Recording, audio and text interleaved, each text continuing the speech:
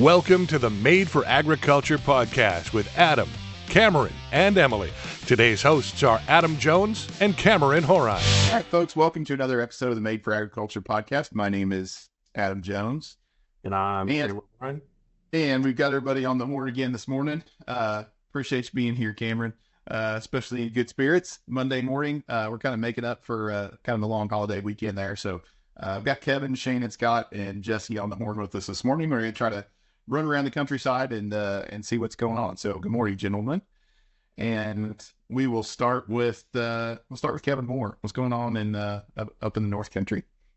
Yeah, so corn's a lot of corn tasseling, pollinating, planes flying, spraying that fungicide on, trying to get that on timely.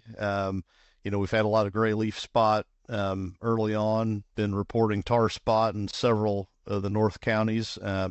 But with having tar spot around for a couple of years, I think guys are less likely to play around with fungicides. We're just putting it on because the yield loss is known to be pretty high with tar spots. So seems like as soon as those fields are fully tasseled, we're getting that fungicide on, and it does really seem to be slowing that disease down. Where we've been seeing some lesions, but they don't really seem to be spreading as drastically as what we've seen the past couple of years. So things are working the way they're supposed to, it appears, as of now.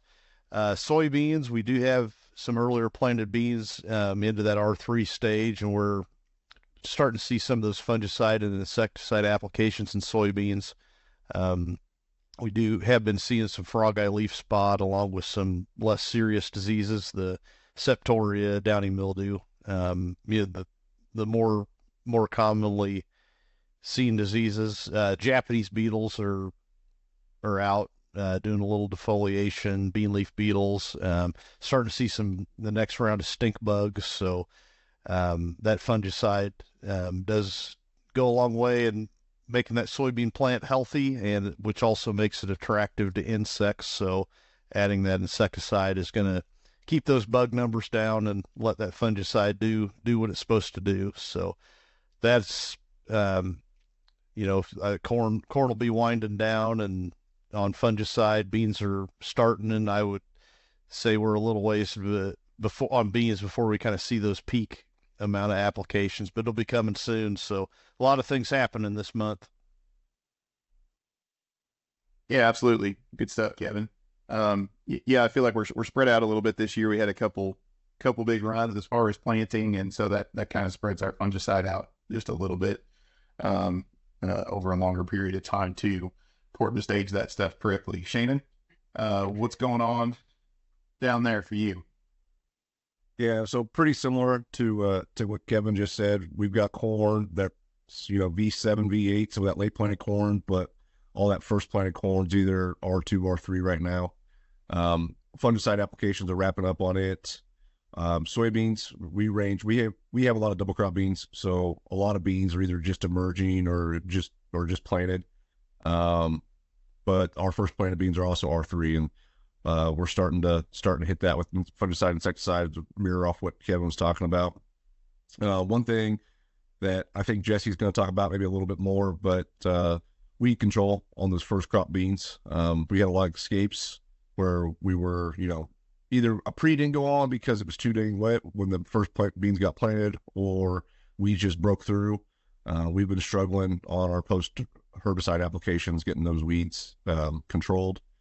When we start getting, the reproductive stages, we got to start watching what we're using, because we do get off label even on our common herbicides like Roundup and Liberty. So it's been a little bit of a challenge there. Double crop beans, stands all up great. We've had enough moisture here the last couple of weeks that I don't know that there's going to be too many replants on them, and I think we're all but done with planting now. So it's setting back and watching the crops grow for the rest of the summer.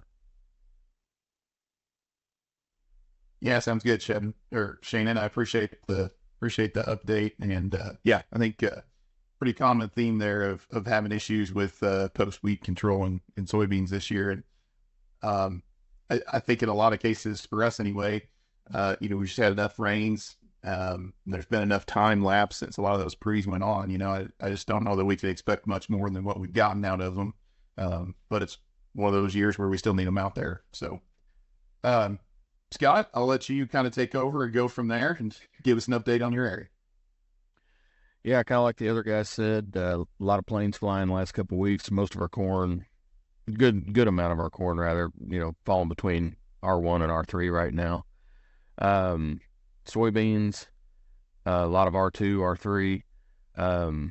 I guess the difference this week on beans, we've had a lot of beans that have been at R3 for 10 days or better.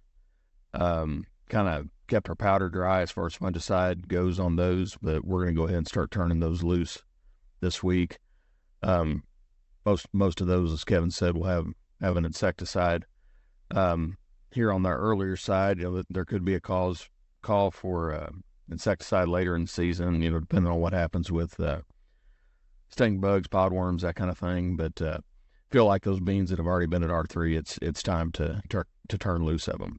Going forward, the beans that hit R3 in the next 10 days, 2 weeks, 3 weeks, depending on the maturity, we will turn those loose just about as soon as they get to R3.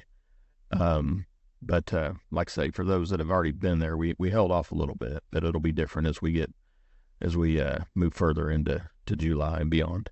Kind of like Shannon was talking about, dealing with a lot of post-weed control. We have had good luck out of the pre's this year. Some of the best control I've probably seen is when somebody has a particular trait that's not the common trait in that area, and they really relied heavily on pre's, so they don't get in a situation, posting and having to worry about, getting on a neighbor or something like that.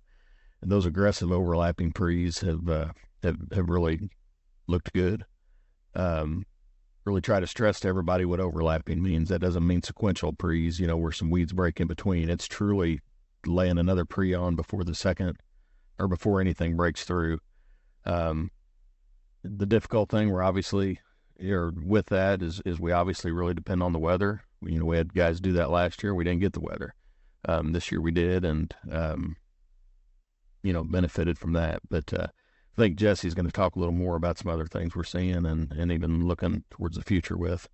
The only other thing, we're river watching in the central part of the state, and beyond, I guess. But of course, Missouri runs through my area, and we had some water out on the west side. At least Friday, I was getting some calls. Had some really good looking corn that had anywhere from a foot of water over it to almost up to the ear. Looking at some of the levels this morning, it's looking like we crested over the weekend on the Missouri. Several more days to go, looks like, on the Mississippi, and while I was looking at that, it was raining pretty hard. I don't know that it was necessarily doing anything that was going to affect the Missouri, but looking at the forecasts up north, I think that's going to be driving a lot of it now. But beyond that, I think that's it. Yeah, sounds good. Thanks, Scott. I got a question for you while you're unmuted and on the horn too. I think we could kind of talk about the airplane versus drone versus helicopter thing on corn and belabor that to death. And I don't know that we're going to come to a solution that really agronomically makes a difference.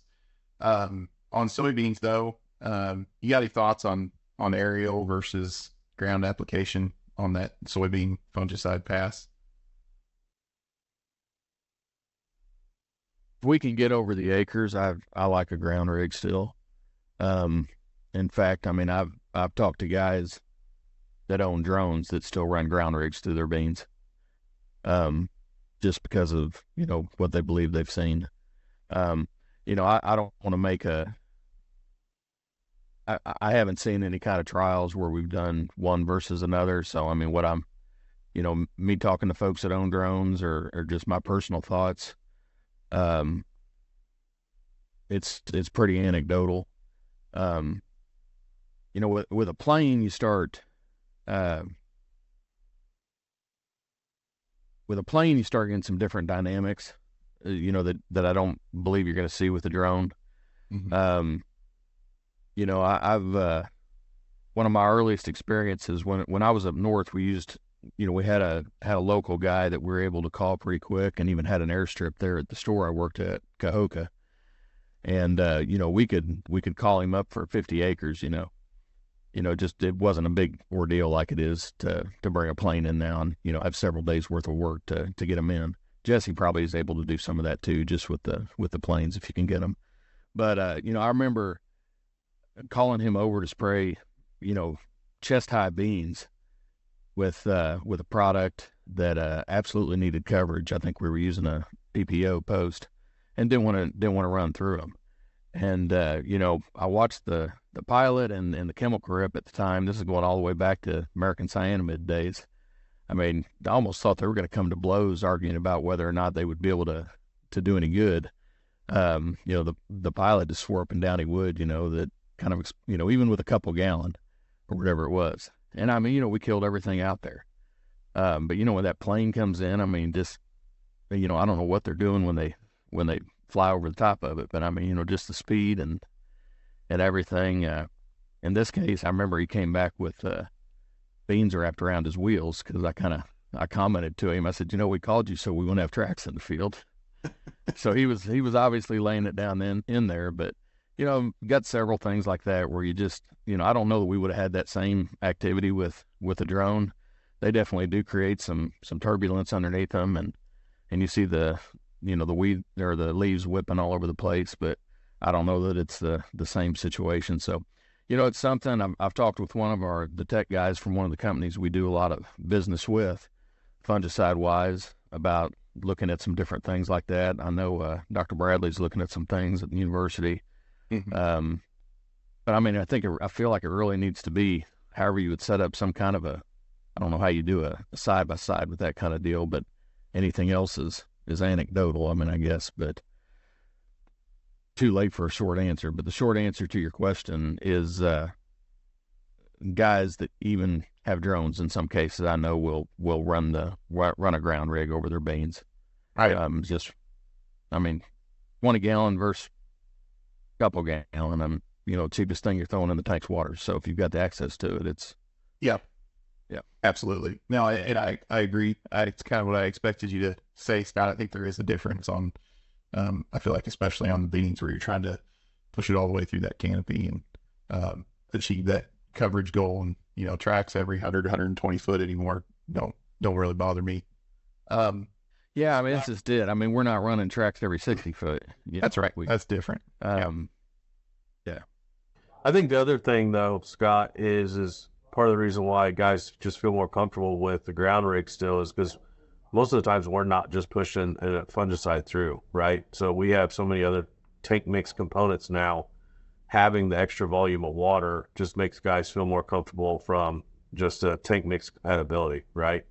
If you're running 3 gallons through an airplane and you're running a foliar product that's a quart per acre and your fungicide at, a pint, and you start adding all this stuff together, you don't have less water, right? And so I think part of that is just comfort from that as well. So, well, we run a lot of foliar products that are a gallon per acre. Correct. I mean, you're not left with a lot of water, so. Right. Yep, that's right. Good stuff. Said that too. I mean, I don't know that we're running into issues with that. I mean, we're running a lot of those and getting along fine. I mean, in addition to that, we're, a lot of time it's going to have power shot in it. And even with that, I'm not hearing of issues with, having any compatibility in that plane. Right. Yep. Okay. Moving on. Jesse, I'm going to throw it down to you and let you give us a little update. Oh, so you let me clean up, huh? Yep. You get to cover everything these guys missed. Yeah, and what they told me I had to cover. So we kind of, with the southern half, everything that got planted early, I mean, really, it's just kind of the dog days of summer for them. Fungicide's over with. We have been getting scattered rain, so irrigation hasn't been near as bad as what it normally is for the 4th of July run. It's kind of been laxed, but it's just everybody's kind of just watching things grow at that point. We get into the northern half. Majority of the fungicides over with. We got some outlying corn where guys still wanted to plant some late. That's B7, B8. The big thing we're watching on that, and they kind of different people mentioned it, but we got a hurricane coming up from the south, and it's supposed to be here tonight through tomorrow and Wednesday. So we've been waiting for southern rust to show up.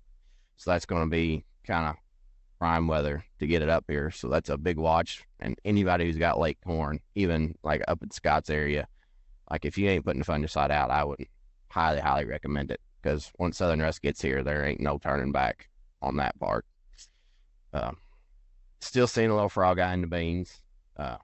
Nothing major yet, but again, we keep this moisture up. I know I've said it for what I feel like a month now. It's just a matter of time for some of these diseases to start showing up, and better off to be preventative on the front side and protect your yield than trying to be reactive on the back side. Because we got beans that are all the way up to R5 in places. I mean, they kind of hung, them guys, Scott was talking about it, just some of these beans just kind of hanging out at R2, R3 there for a while. But after the summer solstice, ours just took off, found another gear, and they're just flying. We were kind of talking about it for a minute before we started recording, and I'll probably let Kevin talk about it for a second, but we were trying to decide how soon some of these beans are going to finish these, because we got anything from 4.4 to 4.8s that are late R4, R5, and he was asking me about August time frame. And Kevin, you want to kind of say again what we were talking about before we started recording? Yeah, so something that I'd kind of noticed the past couple of years, we have this trend of planting beans early, and what we're seeing with early planted beans is more yield potential because we have more time to put more pods on, longer growing season. So with that, to fill all those extra pods, we need more water. So I believe, just kind of from what I've seen, that having those late rains, whether depending on your geography, whether it be late August, as far as in the north goes, late August, early September rains on these early planted beans are really, really critical to maximize the yield potential out of all those pods that we have. If we're just if we're doing something to give us more yield potential, we need more going into it to fulfill that potential, and a big thing's water. So just kind of some observations I'd made over the past couple of years where we've had early planted beans and late rains versus early planted beans without late rains, and there's been some pretty big yield differences there. Well, and as everybody was talking, I was thinking about it. With us having irrigation down here, I really don't notice that early senescence we get in that time frame. But anytime you got something finishing up in the heat of the summer, whether it's like for me, end of July, 1st of August, or you in August and September, like anything don't get rain ain't going to do good. So maybe I don't notice as much because we do water all the way out through once they start turning. So,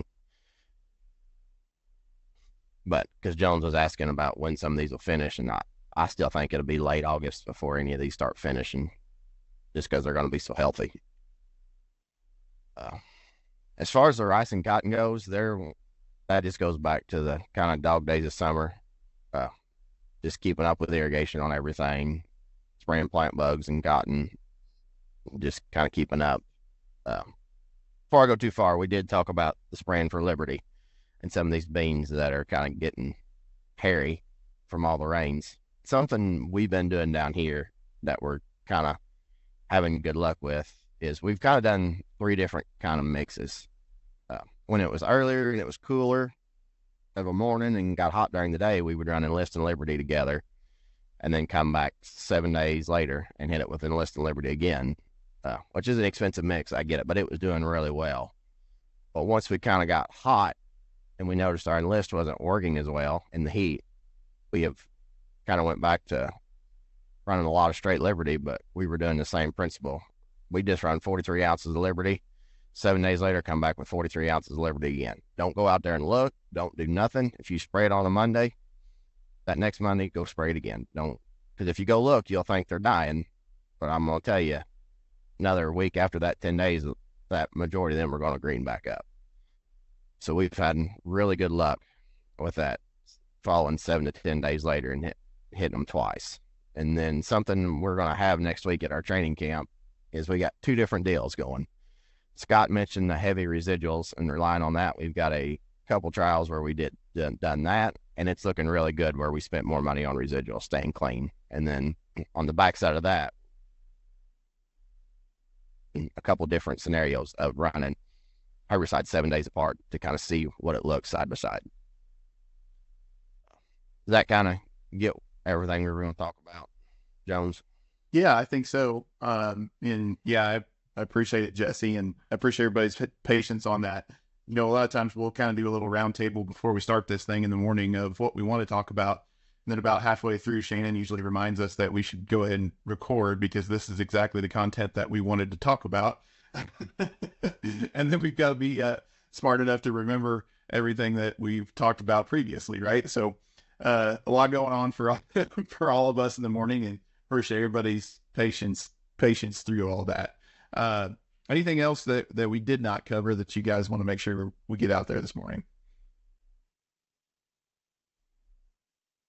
All right, well, sounds good. A lot of fungicide talk, a lot of good stuff. Like I said, crop staging is really important on all that, so make sure everybody's kind of out in the field getting that stuff done. Appreciate everybody tuning in this morning, and I appreciate all of your all's time on a Monday morning, gentlemen, to fill us in on these updates. So appreciate it, and we will talk to everybody next time. Yep. Thanks, You guys. All right, yeah, thanks a lot, guys. Thank you for listening to the Made for Agriculture podcast, brought to you by MFA, your whole farm solution.